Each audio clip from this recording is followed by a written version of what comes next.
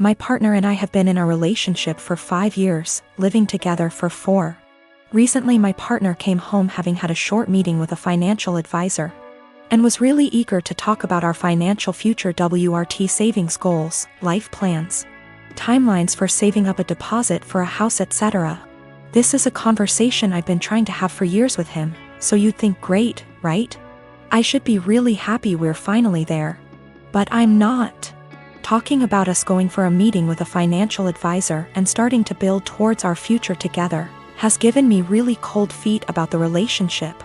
I think part of it is why now? I've been trying to talk to him about this for a really long time. With renewed efforts at the start of this year when I landed my first full-time salaried position and was working out my budget / personal savings goals. Just 4 months ago he wouldn't have a conversation about it. But now that the financial advisor has said the same things, it's obviously something we should be doing and I should just jump on board with? I think if the advice was particularly different to what I'm already planning, I'd be less annoyed. But the advice is the same. There's a certain type of savings account you can start in the UK specifically for saving up for a house. And I've been talking about planning to open one once I'm full-time employed for literally 3 years. And he brought it up like this new, novel idea I'd never heard of. It makes me wonder if he's ever listened to anything I've ever said. He's always been more frightened of commitment / taking the next step. And I've driven that for the majority of our relationship. Become official / exclusive? I pushed for it. Move in together? I pushed for it. Start a joint account for household costs? Me move into a bigger place and buy our own furniture? My call. And every step of the way he's against it and I have to convince him why it's the right decision. I've tried to have this financial future talk for a long time, and also the talk about mapping out what our future plans are together. But he's never wanted to have it. I guess I feel a lot of resentment that he's finally ready to talk about this because someone else has told him it's a good idea. It also brings up a lot of worries I've had about the future that might have been sitting under the surface for a while. Like the marriage and kids talk, I've always been clear about what I want, and he's always vaguely agreed with me. But trying to talk to him about time scales for it is like pulling teeth and always turns into an argument. It's not like I'm saying you have to propose now or I'm leaving or anything. It's literally just stuff like, ideally I'd like to be thinking about engagement and buying a house by 28 and married looking to have kids by 30. So he's literally got like half a decade. But we can't have that conversation because he shuts down / gets annoyed / feels pressured. And I have no idea what he wants from the future because he won't tell me. There's a lot of resentment in this post and I feel the need to clarify that I love him. He's my best friend and our day-to-day life is a dream. But I always feel like I'm dragging him into a future he doesn't want. And that he doesn't really trust / listen to me as an equal partner. Until someone else tells him the same things I've been trying to say. I don't want that to be my future. I want someone who has these conversations with me and is excited about taking the next step. This feels like it has been one of the biggest underlying issues in our relationship that we've never been able to address.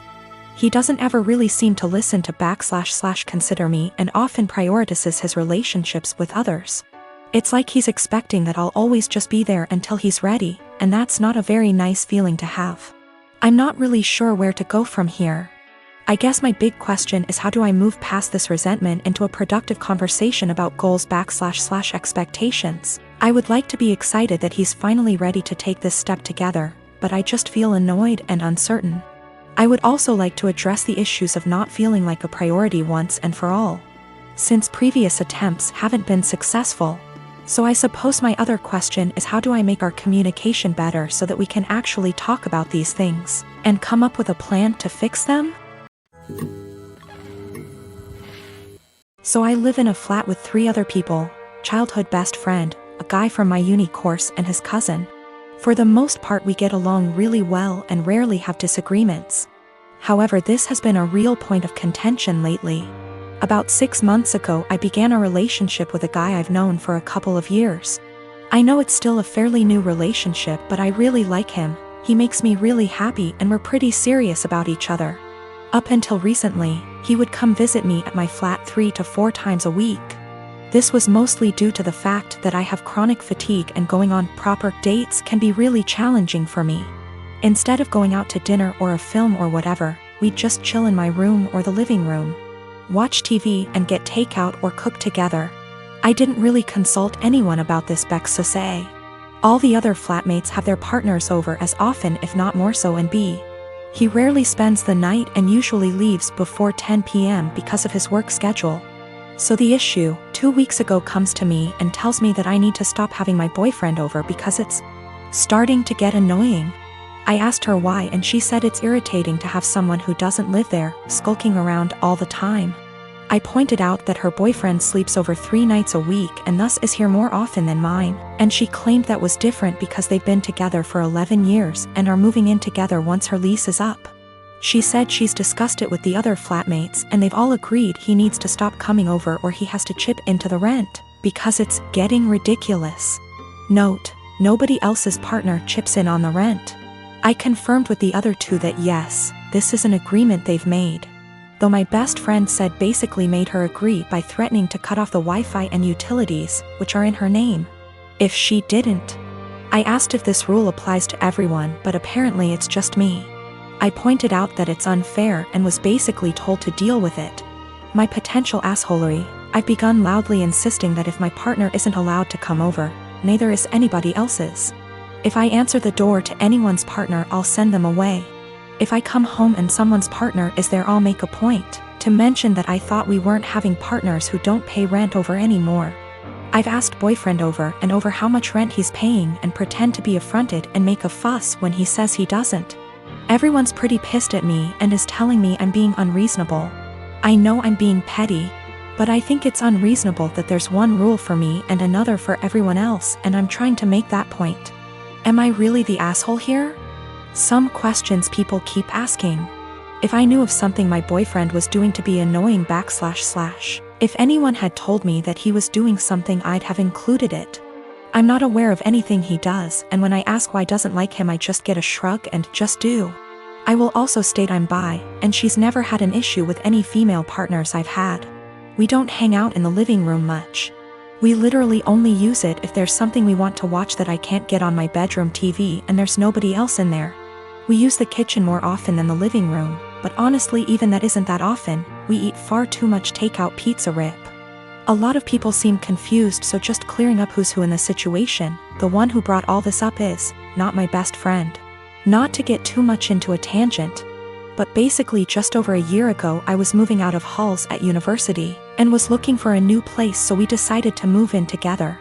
At the same time, a dude from my course was looking for a flat share. We couldn't find a 3-bed but found a really nice 4-bed, and he mentioned his cousin was also looking for somewhere to live, so she got on board too. I only met her last year and we don't really know each other very well. By chronic fatigue I mean chronic fatigue syndrome. Sorry, that's apparently so unclear. My partner and I want to be married, but we don't care much for the idea of having a wedding. We wanted to elope, but my mom has been telling me since I was 16, and had never even had a boyfriend, that she wanted to see me get married and she would basically never forgive me if I eloped. I do like the idea of my family being there to celebrate with us, but I hate the idea of spending money we don't have on this huge party just so that our relationship can change in nothing but name and legal benefits. And for various reasons, it doesn't make sense for us to wait until we can afford a wedding to get married. We wanted to keep it small, preferably under $3,000, which is honestly more than I'd like to spend. But we have to be realistic. We had planned on having it in my in-laws' backyard, but even that was more money and effort than I was willing to put forth. I was stressed and feeling like I was out of options, so one day, I vented to my mom. She seemed really excited about the idea of helping me plan a wedding.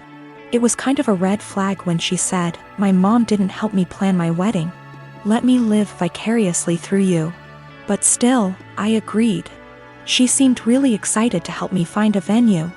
I was not excited, because I have not been excited about one single step in the wedding process, and I just want it to be over. About a week later, I found out that this really great park in our city, that my partner loves, does weddings for an extremely small fee. I emailed the event coordinator and found out that the date we want is available.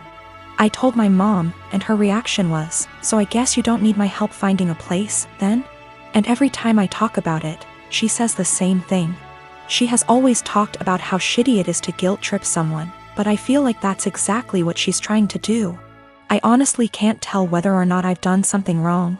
Like, I'm not sure if I implied that I would only get married in a place she helped me find. I don't feel like trying to take action on my own wedding is that great of an offense, but I can tell she's upset.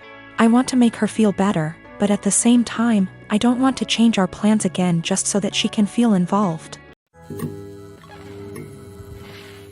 My graduation ceremony is being held next week.